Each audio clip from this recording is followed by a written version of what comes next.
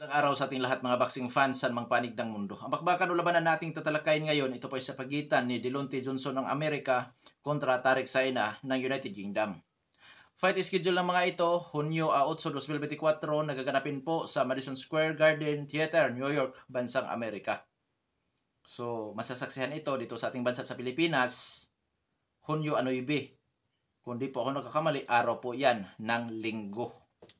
8 rounds of professional boxing dito po sa super lightweight division. Sa bakbakan na ito, tayo po ay maghahayag ng sarili nating fight prediction, comparison at analysis. Na kung saan, doon pa po lamang sa ating gagawing comparison at analysis, malaki po ang posibilidad na makakakuha kayo ng idea kung sino ang papaboran nyo sa panalo dito po sa naturang bakbakan. Dahil detalyado po na inyong malalaman kung saan nga ba naging liyamado, saan nga ba naging dihado, itong magkabilang panig. At inanyayahan ko rin po kayo na panoorin ang buong video at nang sa ganun makapag-desisyon kayo kung sino ba talaga ang papabor nyo dito sa laban na ito. Si Johnson ba o itong si Saina?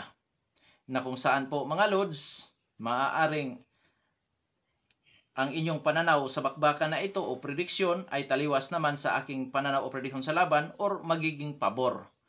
Ang mahalaga po doon, makapag-desisyon po kayo. At dahil sa magkaroon niya po tayo ng comparison, marapat lamang natin munang alamin ang kunting mga background dito sa magkabilang panig mula sa kanilang physical na appearance, experience o karanasan sa laban, maging sa kanilang mga taglay-taglay na skills o mga galawan. Dahil yan po ang ating gagamiting referensya sa paghayag naman natin sa comparison. Pero bago natin yan simulan, para po sa mga boxing fans na bago pa po lamang napadpa dito sa ating munting channel, inanyahan ko po kayo na sana suportahan po nyo sa pamamagitan po ng pag-subscribe, like, and share. Para po sa mga boxing fans na walang sawa na sumuport at sumubaybay dito sa ating munting channel, taos puso po ako nagpapasalamat sa inyong lahat. Wala po nung sports speech kung wala rin po kayo mga lods, mga kaibigan. Kaya naman, hindi natin patagalin pa. Simulan na natin, alamin na natin ang mga background dito sa magkabilang panig. At unahin natin ang sa panig ng taga United Kingdom, na kung saan ito po ay naninirahan sa Mexico na si Tarek Saina. Bilang isang professional boxer, itong si Tarek Saina po ay may impresibong kartada. 13 wins with 8 wins coming by way of knockout, may isang talo at may isang tabla na din. Sa kanyang nag-iisang talo, natatalo lamang ito sa pamamagitan po ng puntusan. Sa ngayon, may edad dito na 29 anyos at ang height nito ay 6 foot flat, reach 69 inches, orthodox ang kanyang stance, ang count ratio 61.54%. Last fight, March 2, 2024, nakasagupa ni Tarek Saina ang dating Olympian na si Rohan Polanco. Talo si Saina by unanimous decision. So sa kanyang laban po kay Deontay Johnson, yan na po ang kanyang comeback fight. Karanasan o eksperyensya nitong si Tarek Saina. Sinuri ko po ang ilang website kung saan nagtatala ng amateur fight record. Wala po tayong nabasa, nakitang pangalan ni Tarek Saina. So diretso na tayo sa kanyang karanasan as a professional boxer. Nangunguna po si Rohan Polanco, which is yan po ang tumalo sa kanya sa kaunang pagkakataon. At idagdag natin ang dalawang veterano na katulad ni Aristides Perez at Marcelino Nicolas Lopez. Na sa tingin ko mga lods, yan po ang nakapagbibigay ng magandang karanasan kay Tarek Saina. Sa skills na taglay-taglay ni Tarek Saina, masasabi kong boxer puncher. Taglay po ang mga style na ating babanggitin. Defensive style, pressure fighting style, counter punching style. Paminsan-minsan lumalaban sa brawlan o tututo na bakbakan o brawler style. Magalaw na boksingero itong si Tarek Saina. May kakayahan sa pagpapanatili sa kanyang distansya sa kanyang katunggali gamit ang footwork. In and out, side to side movement. Masipag ito kung bumabato ng mga jab 1-2 combination at counter. Taglay nito ang hand speed, power, timing at accuracy. Pagdating naman sa depensa ng boksingerong ito, masasabi kong may kagandahan na rin ang kanyang depensa. Opo. Pero may nakita ako mga butas sa depensa nito, lalo na sa mid-range o close range na suntukan, nagiging bukas, delikado pagka nakatagpo ito ng counter puncher, lalo na kung power puncher ang makatagpo nito mga lods, delikado. Sa panig naman ng Amerikano na si Deontay Johnson, bilang isang professional boxer, may impresibong kartada si Deontay Johnson. 12 wins with 6 wins coming by way of knockout, undefeated, may edad 25 anyos, height 5 foot and 11 inches, reach 71 inches, orthodox din po ang kanyang stance, count ratio 50%. Last fight, February 16, 2024, nakasagupa ni Deontay Johnson, itong si Paulo Cesar Galdino, panalo by first round technical knockout, itong si Deontay Johnson. Ngayon nadako tayo sa karanasan, eksperyensya nitong si Deontay Johnson. Mga lods, bago ito pumasok sa professional boxing, dati itong lumalaban sa Olympic. Katunayan, noong 2016, naging gold medalist ito sa Youth World Championship. 2019, naging bronze medalist ito sa Pan American Games. 2020, naging US representative sa Summer Olympics, itong si Deontay Johnson. Na kung saan, mga lods, ayon po sa website na ating nakita, na kung saan nakatala doon ang kanyang record, more than 200 fights sa amateur itong si Deontay Johnson na may 95% na pagkapanalo. So maganda pala kanyang record po. At syempre, marami siyang na-achieve. Lalo na nung naging gold medalist ito sa Youth World Championships. Dito naman sa professional fights, ang kanyang karanasan, so magnalan po tayo ng ilang individual o boxingero na dating nakatunggali nitong si Deontay Johnson. Para sa akin, nakapagbibigay din po sa kanya ng magandang karanasan. Siyempre, nangunguna si Ricardo Quiros. Doon natin nakikita, mga lods, ang mga dapat i-improve nitong si Deontay Johnson. Idagdag natin sa laban kay Jemer Espinosa, Jonathan Montrell at Esteban Garcia. Ngayon nadako tayo sa skills na taglay-taglay nitong si Deontay Johnson. Sa galawan ni Deontay Johnson, masasabi kong boxer-puncher din po. Pressure fighter style, defensive style, counter-punching style. Lumalaban din ng paminsan-minsan sa brulan o tututong na bakbakan. May kakayahan din po si Deontay Johnson sa pagpapanatili sa kanyang distansya sa kanyang makakalaban. Footwork ng kung saan side to side. Footwork ng kung saan ginagamit ang apat na kanto ng ring. Masipag din po ito bumato ng mga jab 1-2 combination, which is epektibo po yan sa long range na suntukan. Taglay din itong hand speed, timing, power at accuracy. Pagdating sa depensa, may mga butas din po sa depensa si Deontay Johnson, lalo na sa close range na suntukan. Delikado din po sa counter. O delikado makasagupa nila ang counter puncher na katulad ni Marquez. Na pagka na-counter ka, may kalalagyan ka talaga. Delikado. Ngayon, dadako na tayo sa ating gagawing comparison. Unahin natin sa edad. 25 anyo si Deontay Johnson, 29 anyo si Tarik Saina. Parehong nasa prime po ang dalawang maglalaban. Height, reach, power kung sino po ang may advantage. Mas matangkad po ng 1 inch si Tarik Saina. Height kasi nitong si Deontay Johnson 5 foot and 11 inches, samantala si Tarik Saina ay 6 foot flat. Reach, umabot po sa 71 inches ang reach nitong si Deontay Johnson, samantalang si Tarik Saina ay mayroong reach po na umabot sa 69 inches, so lamang po ng 2 inches si Deontay Johnson. So bawi, matangkad si Tarik Saina ng 1 inch pero lamang naman sa reach itong si Johnson ng 2 inches. Parehong orthodox ang dalawang maglalaban. Pagdating sa power, ang knockout ratio ni Deontay Johnson ay umabot lamang sa 50%. Samantala itong si Tarik Saina naman po ay may knockout ratio na umabot sa 61.54%. So, comparison tayo, lamang sa power si Tarik Saina. Pero may laban po si Deontay Johnson dahil ang diferensya lamang po sa kanilang knockout ratio ay 11.54%. So, konti lang ang diferensya. Pero comparison ito, so lamang po sa power si Tarik Saina. Ngayon, sa kanilang activity fights, last fight ni Deontay Johnson, February 16, 2024. Si Tarik Saina naman, March 2, 2024. So, mga lods, parehong aktibo ang dalawang maglalaban. Galing sa impresibong pagkapanalo si Deontay Johnson, galing naman sa pagkatalo si Tarik Saina. Ngayon, sa eksperyensya o karanasan, lamang po si Tarik Saina. Oh, hindi, mali. Lamang po ang Amerikano na si Deontay Johnson. Opo. Bakit? Siya po ay dating Olympian at hindi po bastang Olympian ito dahil po naging gold medalist.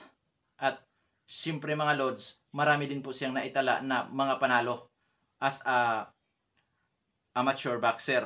At sa uri naman ng kanyang kinalaban dito po sa professional boxing ay hindi po sila nagkakalayo ni Tarik Saina. Oo. So, kung pagsamahin natin ang karanasan ni Deontay Johnson sa amateur at dito sa professional fights, so nakakalamang po si Deontay Johnson. Ganun pa man, hindi naman po gaanong kulilat pagdating po sa karanasan itong taga United Kingdom na si Tarik Saina. Bakit? Siyempre, nakalaban din po ni Tarik Saina ang dating Olympian na si Rohan Polanco. Yun po ang pinakamatinding nakalaban ni Tarik Saina na talagang nahihirapan po siya. Nakatikim siya ng bagsak doon. At doon natin nakikita na may kunat o may tibay po si Tariq Saina na kung saan bagamat napabagsak, nagawa pa naman niyang may pagpatuloy ang laban at siyempre nawi lamang po sa puntusan ang kanyang pagkatalo. So, dahil comparison ito, so lamang sa karanasan si Deontay Johnson. Ngayon sa skills, parehong boxer-puncher. Parehong boxer-puncher ang dalawang maglalaban at parehong may mga butas sa depensa mga lods. Ngayon, sino ang yamado? Lamang sa karanasan si Deontay Johnson, lamang naman sa power si Tariq Saina. Mga lods, 50-50 ito. Oo, 50-50. Kasi hindi po pwedeng maliitin ang isang boksingero na malalim-lalim na ang karanasan. Kasi sa boxing, ano po yan, gamit na gamit. Kasi pagka may malalim-lalim na karanasan, pagka naatupag mo ang mahirap na laban, may lead ka na kung paano mo ito marisolba. Ganun. So, power at experience ang mangyayari dito. Uubra ba ang lakas o power ni Tariq Saina o mangingibabaw ang eksperyensyado na si Deontay Johnson? So 50-50 ito dahil sa skills halos di po boxer-puncher pareho ang dalawang ito . Sa ranking naman, wala pa mga pangalan nila sa ranking dyan sa super lightweight division. Tariq Saina at Deontay Johnson. Pero ang isa sa kapansin-pansin dito, Amerikano si Deontay Johnson, taga UK si Tariq Saina. So dayo si Tariq Saina dito mga lods. Anong nais kong ipahiwatig? Mamaya ko na ipaliwanag yan. So dadako na tayo sa ating official prediction sa bakbakan na ito.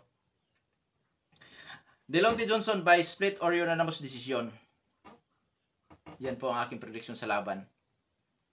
Kuya Dong Sports, may chance bang manalo si Johnson by knockout or technical knockout? May chance. May chance. Gamit ang kanyang skills, combination po sa kanyang karanasan, at siyempre kahit paano power, posible niyang mapuruhan si Tariq Saina. Pero sabi ko nga kanina, may tibay, may kunat si Tariq Saina. Kaya, mas may posibilidad man na manalo si Deontay Johnson by knockout, pero mas pabor ako na sa tingin ko, which is yun ang official prediction ko dyan sa laban, na Deontay Johnson by split or unanimous decision. Sa panig naman itong si Tariq Saina, mga lods, 50-50 ito. So, ibig sabihin, hindi ka gulat-gulat na manalo si Tariq Saina dito. Knockoutan o puntusan. Pero kung nais talagang manalo ni Tariq Saina, dapat i-knockout niya itong si Deontay Johnson. At nang sa ganon, makapiho siya sa panalo. Dayo po siya dito. Prospect ng American boxing si Deontay Johnson. At doon niya ganapin ang bakbakan sa kanyang baluarte sa bansang Amerika. Oo, nandun na tayo na malimit sinasabi na ang Amerika ay neutral ground sa sports. Pero nakadepende po yan. Magiging neutral lang po yan kung ang maglalaban ay hindi mga Amerikano. Pero Amerikano si Deontay Johnson. At taga United Kingdom itong si Tariq Saina. So, di maiwasan po ang favoritism, hindi maiwasan ang politika, hindi maiwasan ang hometown decision. So, kailangan po talaga ni Tariq Saina na magawang mapabagsak man lamang niya o mas mahalagang ma-knockout talaga niya itong Amerikano para makapiyo sa panalo. Or kung di man niya magawang ma-knockout ang Amerikano, dapat mapabagsak man lamang niya ng ilang bisis at nang sa ganun mga lods, kahit papaano makalamang siya sa puntusan at posibleng siya pa ang papanigan ng mga hurado para sa pagkapanalo. May tsansa ba? Oo, may tsansa. Lamang sa power si Tariq Saina. May hand speed. Na kung saan, dahil pareho silang may mga butas sa depensa, posibleng magawa ni Tariq Saina na masamantala ang kakulangan ni Deontay Johnson sa depensa sa close range na suntukan. Which is pareho naman sila. mga lods. Pero lamang nga, may kalamangan lamang sa power si Tarek-Saina. Kaya, dapat makuha ni Tarek-Saina pag knockout. Dahil kung once na mawala lang ito sa puntusan at magkaroon ng dikit sa scorecard, delikado siya dyan na matalo sa pamamagitan po ng, kahit pa sabihin natin makalamang si Tarek-Saina ng kaunti, delikado pa rin siya. Baka madali siya sa nasabi ko na kanina. Oo. Sa madaling salita, makapiho sa panalo si Tarek-Saina once na magawa ng ma-knockout itong Amerikano, or else mapabagsak niya ng ilang beses para makalamang siya sa puntusan. Pero hindi po ito ganun kadali dahil ang Amerikano po mga lods ay may malalim-lalim na nakaranasan. Oo. At hindi po basta-basta ang galawan din ng Amerikano na si Deontay Johnson. Magandang laban ito. Oo, magandang laban. Na kung saan nga, bagamat pabor ako kay Deontay Johnson na manalo by split or unanimous decision, pero hindi ako magugulat kung manalo din itong si Tarek-Saina dahil po sa skills, power, na kung saan posible niya may domina din ang laban. At yun nga, dapat i-knockout niya itong Amerikano dahil siya po ay dayo, delikado. Baka siya madali sa tinatawag natin na hometown decision favoritism at siyempre politika po sa boxing. Abangan natin, magandang laban po ito. Bagamat 8 rounders po lamang ang mga ito mga lords, pero kung inyong napanood ang mga laban nito, magaganda kasi magagaling na boksingero ito. Abangan natin, hanggang dito na lamang ito po ng Sports PH. Maraming salamat po.